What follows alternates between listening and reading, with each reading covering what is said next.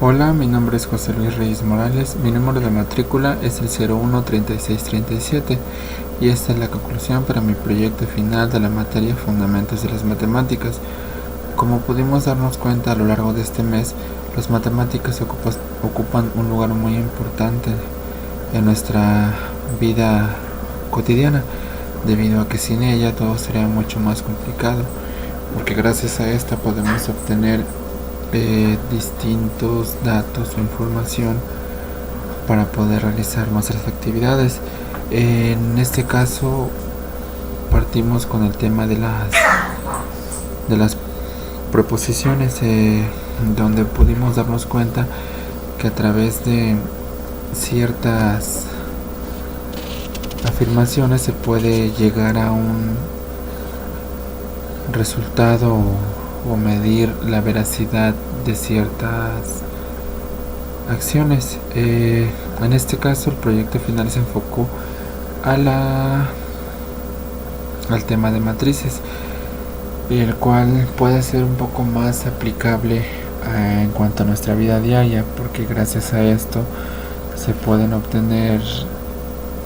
se podría decir que datos más reales, partiendo de una información que solo podría ser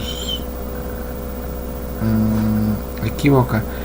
o que tengamos un número concreto del cual debamos de dividir este resultado entre distintas opciones o elementos que necesitemos saber. Un ejemplo que manejo en mi actividad es el caso de que se necesita saber qué cantidad de proteínas, así como de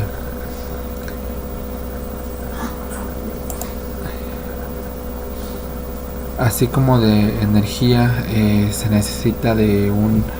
alimento fortificado o de la leche, sabiendo que